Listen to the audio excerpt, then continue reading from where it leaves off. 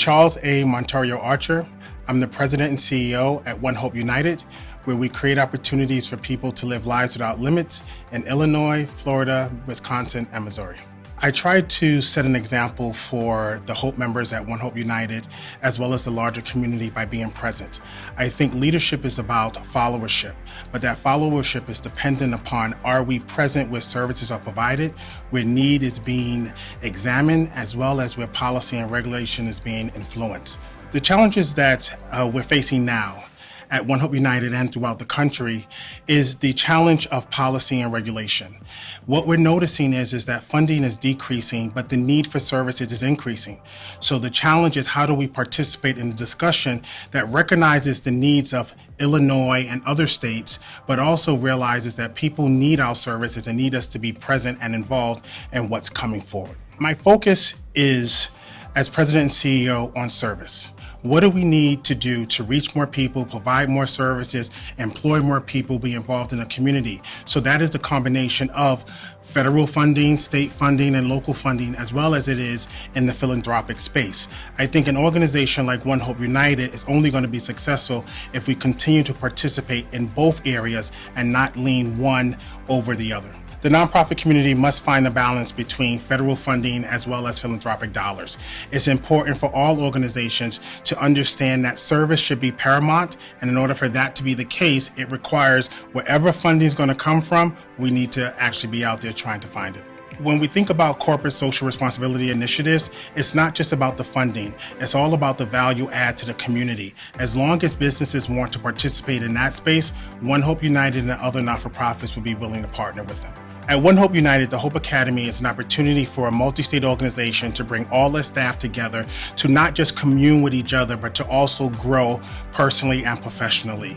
Over time, we've noticed that individuals get burned out, they get stressed. We want to create a space where we can also help them understand that, yes, we value you, we appreciate you, we want to be involved in your life. If we're going to create lives without limits for all the individuals at One Hope United, that also means that we must do the same for our staff.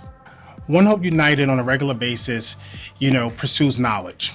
If we can increase our knowledge base, not just at the top, but all the way through the ranks of the organization, we can service better, we can experience better, we can influence better, and we can engage better.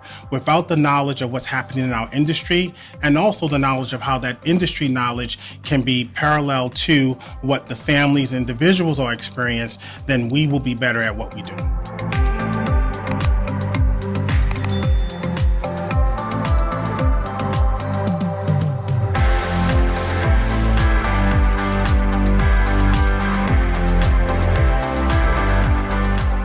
Genevieve Thiers.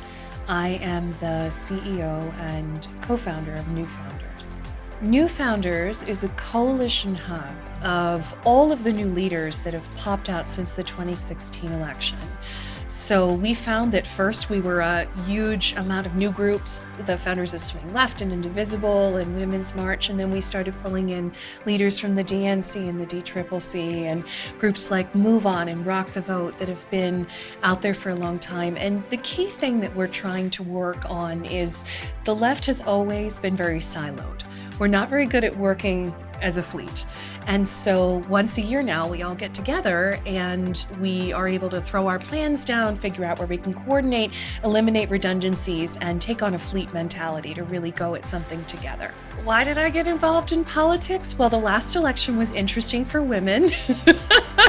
I was a little triggered by everything that was going on. I just feel like there's a lot of voices in the country that are not represented right now. And I also think we're facing a very large threat that I see as a tech builder, but I think a lot more people need to see, of automation really moving a lot of our systems around. We're going to lose something like 10 to 12 million jobs in the next 5 to 10 years. And those are going to be lost to self-driving cars, self-driving trucks, self-cleaning dishwashers. We're already losing cashiers in supermarkets. You can see it coming. This isn't necessarily bad, but it means that we have to get in front of the problem and start planning for it before it hits. And so when the New Founders Coalition came together, we realized that not only are we fighting for change now, be it immigrant rights or climate change, we're also trying to scream as loud as we can at people that this automation threat is coming, and that if we work now, we can get ahead of it versus being in a terrible amount of pain when it is. There are many trends in politics and many groups and many missions, and they surge and then they recede, and they surge and they recede. I will be proud if New Founders can have a big effect between 2016 to 2020. I even see, just 2 years into this cycle, groups changing completely. And I think it's wonderful. You have to move with currents that are constantly changing. For us, it will be important to call attention to automation, to level up the playing field of our candidates that are running on the left and progressive side, and to have a voice, a unified voice among all these groups at key times when we need to get things across. If we can achieve that, I'll be very happy. I'll feel like we've done our work for the cycle within which we were needed.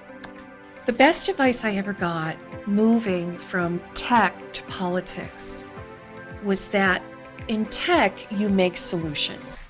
It's kind of like staring at one dumpster fire and just putting it out. With SitterCity.com, I was just trying to find a way to give moms instant access to thousands or hundreds of thousands of caregivers all around her using a very simple format, similar to an online dating site. That was solving a problem. In politics, you're making waves. You're staring at a sea of dumpster fires, and they actually all move around too. So it's not like you can aim the hose and it just goes out. What you have to do is you have to insert yourself into the situation where you can put out the maximum fires while they move, by engaging a team. So it's more about building waves. A great example of this is what Indivisible did. It was a group of campaign staffers. They saw what happened in 2016. They wrote a quick, I think it was 28-page guide, and they just slapped it online, and they had simple functionality that was find or join a group. And people just ran with it. They put everybody in charge to either make a group or find a group in their area, join the group, read the guide. They gave them the tools and they let it go. And that's what I see working in politics. When I first went in, I tried to solve things. Now I realize you can't, but you can make waves that will hopefully solve things eventually, but it's out of your hands whether or not it gets directly solved. You have to kind of set the wave off and trust that it will do its work.